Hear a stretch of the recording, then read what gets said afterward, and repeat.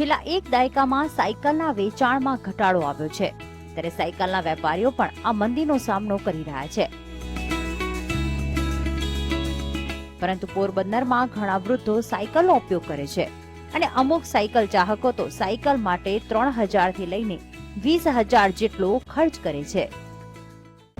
લાંબા ટાઈમથી હું સાયકલનું કામ કરું છું, પણ અમુક ટાઈમથી આ સાયકલમાં થોડુંક ઓછું થઈ ગયું હતું, પણ હવે લાગે છે કે સાયકલનો ફરી જમાનો આવે એવું લાગે છે.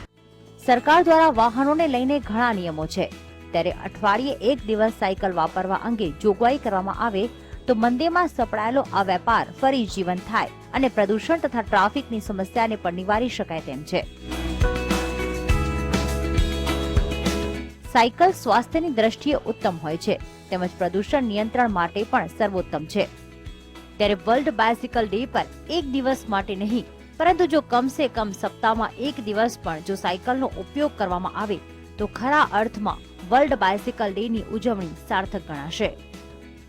વિપુલ ઠકરાર, GSTV, પોરબંદર.